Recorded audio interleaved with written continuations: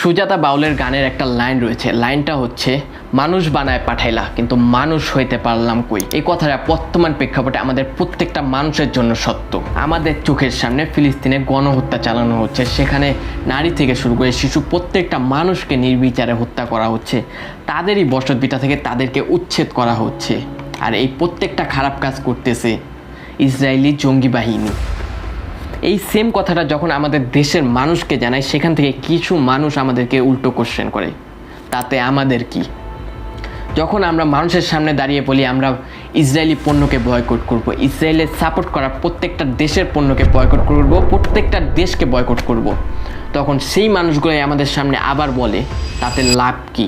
ভাবতে পারেন তারা কতটা ব্রেন ওয়াশ হয়ে গিয়েছে। ঠিক কিছুদিন আগে কোকোকোলা বাংলাদেশ তাদের একটা অ্যাড লঞ্চ করে বাংলাদেশে আমাদেরকে ব্রেন ওয়াশ করার জন্য। সেখানে তারা কিছু খোঁড়া যুক্তি আর কিছু প্রশ্ন আমাদেরকে ছুড়ে দেয়। আজকের ভিডিওতে তাদের এই যুক্তিগুলোকে খণ্ডন করব আর তাদের প্রশ্নগুলোকে সুন্দরভাবে জবাব দেব তাদেরই ভাষায় এবং সঠিক প্রমাণসহ, সঠিক ভিত্তিসহ। তো চলুন আজকের ভিডিওটা শুরু করি। তার আগে বলতে চাই, যদি আজকের ভিডিওটা 1% আপনার কাছে মনে হয় যে আমি প্রমাণসহ কথা বলতে পেরেছি, তাহলে আশা করব আপনি আপনার ফ্রেন্ডকে, আপনার পরিবারের সাথে এই ভিডিওটা শেয়ার করবেন, তাদেরকেও জানাবেন কেন আমাদেরকে ইসরায়েলকে সাপোর্ট করে প্রত্যেকটা পণ্য, প্রত্যেকটা দেশকে বয়কট করা উচিত। চলুন ভিডিওটা শুরু করা যাক। কোকোলা তাদের অ্যাডের মাধ্যমে আমাদের সামনে সর্বপ্রথম যে কোশ্চেনটা ছুড়ে দিয়েছিলেন সেটা হচ্ছে কোক ওই দেশের না। হ্যাঁ, 100% সত্য কথা যে কোক ওই দেশের না, কিন্তু এই সত্যের মধ্যেও কিছু সত্য গোপন রয়েছে। সেটা হচ্ছে কোক ওই দেশের না হলেও বরং কোকের সাথে ওই দেশের একটা গভীর সম্পর্ক রয়েছে। হ্যাঁ, এখন আপনি আমাকে কোশ্চেন করতে পারেন যে আপনি এটা কিভাবে বলতেছেন, কোন ভিত্তিতেই বা বলতেছেন। হ্যাঁ, আমি হাওয়াতে এই কথা বলতেছি না, বরং আমি আমার যুক্তি তর্ক নিয়েই আমি আপনাদের সঙ্গে এই কথাটা বলতেছি। এর জন্য আপনাকে জানতে হবে কোকের শুরুর ইতিহাস। কোক সর্বপ্রথম ইনভেন্ট হয় আমেরিকার আটলান্টাতে। যিনি ইনভেন্ট করেছিলেন তার নাম ছিল ডক্টর জন পেম্বারটন। তিনি ছিলেন একজন ফার্মাসিস্ট। আর এটা ইনভেন্ট হয় 1886 সালের 8ই মে। ঠিক 2 বছর পর 1888 সালে ডক্টর জন পেম্বারটন এই কোকের ফর্মুলা রয়েছে সেটা বিক্রি করে দেন সেখানকার একজন ব্যবসায়ীর কাছে $2300, যার নাম ছিলেন অ্যাসা ক্যান্ডেলার। তিনি এই ফর্মুলাটা কেনার পর পুরো দস্তুর মার্কেটিং করা শুরু করে। তখন থেকেই বলা চলে যে আসলে শুরু হয় কোকোলার যাত্রা। কিন্তু এখনও ঘটনা শুরু হয়নি, ঘটনার শুরুটা হয় প্রায় 31 বছর পর 1919 সালে, যখন এই কোকোলা কোক পাবলিকলি ট্রেড কোম্পানিতে রূপান্তরিত হয়। তখনই শুরু হয় এর আসল গল্পটা, কারণ তখন থেকেই ইহুদিরা এই কোম্পানির শেয়ার কেনা শুরু করে। বর্তমানে 2024 সালে এই কোম্পানির সবথেকে বেশি যারা মেজরিটি স্টেক হোল্ডার, তাদের মধ্যে 3টা কোম্পানি রয়েছে। সেই 3টা কোম্পানি হচ্ছে বার্কশায়ার হ্যাথাওয়ে, যেটার ওনার হচ্ছে ওয়ারেন বাফেট। তারা প্রায় 9.825% কোম্পানির শেয়ার হোল্ড করতেছে। তারপর রয়েছে ভ্যানগার্ড কোম্পানি, যার সিইও বা ফাউন্ডার ছিলেন জন সি বোগলে। তিনি প্রায় 8% কোম্পানির শেয়ার স্টক হোল্ড করতেছে। তারপর রয়েছে ব্ল্যাকরক, সিইও হচ্ছে ল্যারি ফিঙ্ক। আর এই ল্যারি ফিঙ্ক হচ্ছে একজন জুইস। তারা প্রায় 6% শেয়ার হোল্ড করতেছে কোকোলার। এখন এখানে সব থেকে বড় কোশ্চেন হচ্ছে এই ল্যারি ফিঙ্ককে নিয়ে। এই ল্যারি ফিঙ্ক হচ্ছে একজন জুইস, যিনি কিনা সম্পূর্ণ সাপোর্ট ইসরায়েলের জন্য পুরোদস্তুরভাবে প্রকাশ করেছে। আর এখানেই হচ্ছে মেন ঘটনা। এই ল্যারি ফিঙ্কের যে ব্ল্যাকরক কোম্পানিটি রয়েছে, তারা প্রায় প্রতিটি বড় বড় কোম্পানির মেজরিটি স্টক হোল্ড করতেছে। এখানে আমি যে 2টা কোম্পানির কথা শুরুতে বলেছিলাম, ওয়ারেন বাফেটের বার্কশায়ার হ্যাথাওয়ে আর ভ্যানগার্ড, ব্ল্যাকরক তাদেরও মেজরিটি স্টক এই বার্কশায়ার হ্যাথাওয়েতে রয়েছে অ্যান্ড ভ্যানগার্ডে রয়েছে। ব্ল্যাকরক প্রায় 8% মেজরিটি স্টক হোল্ড করতেছে বার্কশায়ার হ্যাথাওয়ে, অ্যান্ড সেমভাবে 7% স্টক হোল্ড করতেছে ভ্যানগার্ডে। তো বলা চলে যে কোকোলার সব থেকে বেশি স্টক হোল্ড করতেছে ইহুদি কোম্পানি। কানেকশনটা আপনি বুঝতে পারছেন? আশা করি আপনি ডটগুলো মিলাতে পারছেন। এখন তাদের কোশ্চেন হচ্ছে কোকোলা ওই দেশের নয়। এর উত্তর হচ্ছে কোকোলা ঠিকই ওই দেশের নয়, কিন্তু এর যে মালিক রয়েছে, মালিকের অধিকাংশই বা সংখ্যাগরিষ্ঠই হচ্ছে ইহুদিরা। কোকোলা তাদের এই নতুন অ্যাডে একটা পয়েন্ট আমাদের জন্য রেখেছিল, সেটা হচ্ছে কোকোলার নিজস্ব ফ্যাক্টরি রয়েছে ফিলিস্তিনে। এই কথাটার মাধ্যমে তারা আমাদেরকে একটা ইমোশনাল হিট করতে চেয়েছিল। কিন্তু একটা কথা মাথায় রাখতে হবে, সত্যের সাথে কখনো মিথ্যার মিশ্রণ করা সম্ভব নয়, আর করলেও কখনো জেতা সম্ভব নয়। এখানে এটা মানতে হবে বা এটা সত্য বলেছে যে কোকোলার নিজস্ব ফ্যাক্টরি রয়েছে ফিলিস্তিনে। বাট এই ফ্যাক্টরি তৈরির পিছে যে ভয়ঙ্কর একটা ইতিহাস রয়েছে সেটা জানলে আপনি অবাক হবেন। বর্তমান সময়ে আমরা যেই জায়গাকে ওয়েস্ট ব্যাংক হিসেবে চিনি ফিলিস্তিনের, সেখানে একটা শহর রয়েছে আতারত, সেখানে নির্মাণ করা হয় কোকাকোলার এই ফ্যাক্টরিটা। অ্যান্ড এই ফ্যাক্টরিটা নির্মাণ করার জন্য সেখানে জায়গার প্রয়োজন। আর এই জায়গাটা কিভাবে পায় জানেন? এই জায়গাটা তারা নেয় ফিলিস্তিনের যে মানুষগুলো এই আতারত শহরে বসবাস করত তাদের বসতভিটা থেকে তাদেরকে উচ্ছেদ করার মাধ্যমে। আর এই উচ্ছেদটা করেছে ইসরায়েলি জঙ্গিবাদ বাহিনী। এই উচ্ছেদটা করার কারণে প্রথমত তারা সেখানকার যে স্থানীয় বাসিন্দা ছিল তাদেরকে বসতভিটা থেকে উচ্ছেদ করেছে বা বাড়ি ছাড়া করেছে। সেকেন্ড পয়েন্ট হচ্ছে তারা এটা করতে গিয়ে ইন্টারন্যাশনাল লয়ের তোয়াক্কা না করে বা ইন্টারন্যাশনাল লয়ের বিপরীতে গিয়ে এই কাজটা করেছে, যার কারণে সে সময় তাদেরকে অনেক বেশি ব্যাকক্লাশের ফেস করতে হয়। এর ফলে 2020 সালে দ্য ইউনাইটেড নেশন তাদেরকে ব্ল্যাক লিস্টেড করে বসে, তাদেরকে বলতে কোকাকোলাকে ব্ল্যাক লিস্টেড করে বসে। আমি আপনাদের সামনে একটা প্রতিবেদন রাখতেছি, ইসরায়েলের নিজস্ব একটা প্রতিবেদন, দ্য ইসরায়েল টাইমস অফ ইসরায়েলের একটা প্রতিবেদনে সেখানে বড় করে হেডলাইনে লেখা রয়েছে কোকাকোলা ট্যাবা on UN blacklisted of settlement. এই আর্টিকেলের লিঙ্কটা আমি ডিসক্রিপশনে দিয়ে রাখবো, আপনি চাইলে পুরোটা পড়ে নিতে পারেন। এখন বলেন, এরপর কি আপনার বিবেকে একটুও নাড়া দেয় না? যদি এখনও আপনার বিবেক একটুও নাড়া না দেয় তাহলে আমি বলবো পরের ঘটনাটা শোনার জন্য। কোকাকোলা সবসময় ডিনাই করে আসতেছে যে তারা কখনো কোনোভাবে ইসরায়েলকে সাপোর্ট করেনি। এমনকি তাদের অফিসিয়াল ওয়েবসাইট সেখানেও বলা আছে যে তারা কখনো ইসরায়েলকে সাপোর্ট করেনি।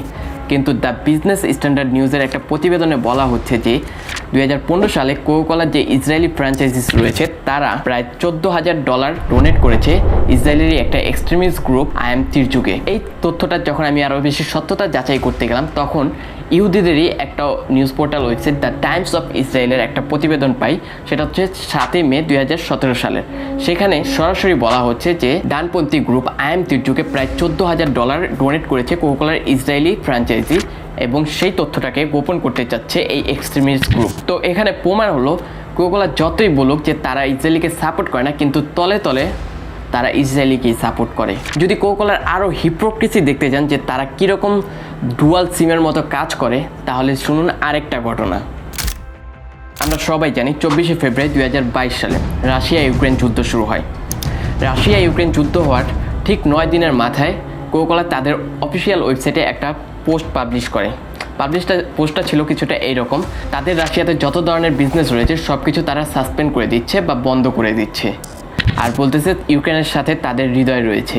অবাক করা বিষয় হচ্ছে বর্তমান সময়ে ফিলিস্তিনি আর ইসরায়েলের যে যুদ্ধ হচ্ছে সেটা নিয়ে তাদের একটা স্টেটমেন্টও বের হয়নি।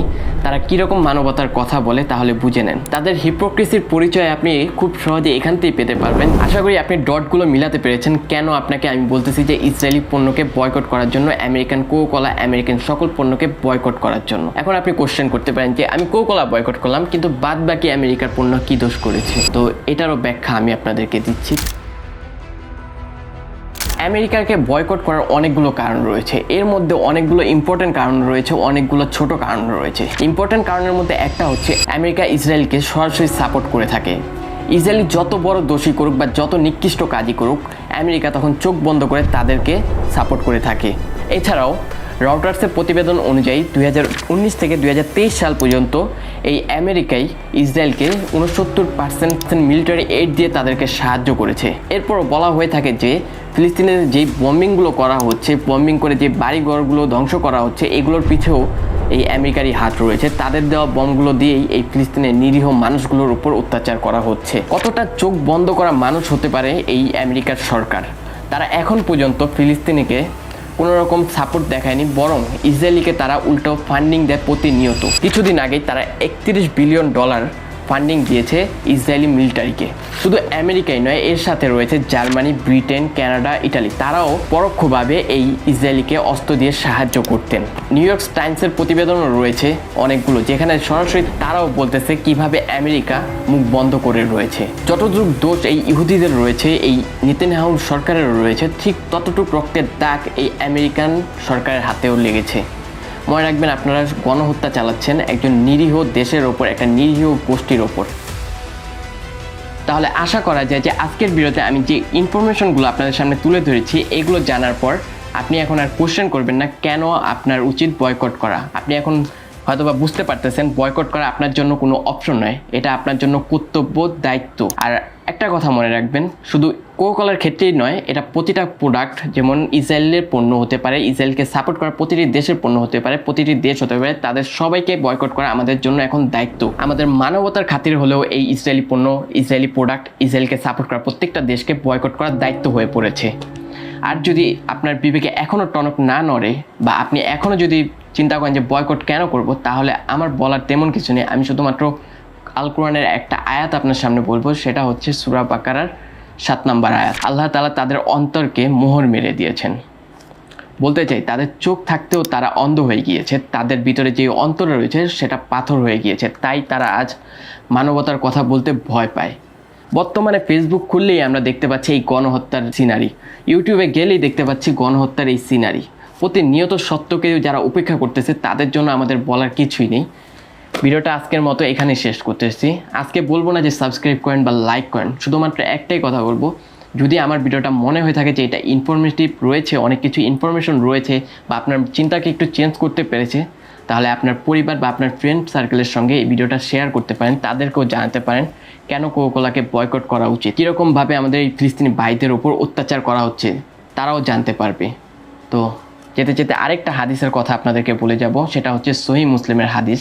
হাদিসটি হচ্ছে আবু হুরায়রা রাদিয়াল্লাহু তাআলা আনহু হতে বর্ণিত। তিনি বলেন, রাসূলুল্লাহ সাল্লাল্লাহু আলাইহি সাল্লাম বলেছেন, কোনো লোকের মিথ্যাবাদী হওয়ার জন্য এইটুকুই যথেষ্ট যে সে যা শুনে সত্যতা যাচাই না করে তাই বলে বেড়ায়।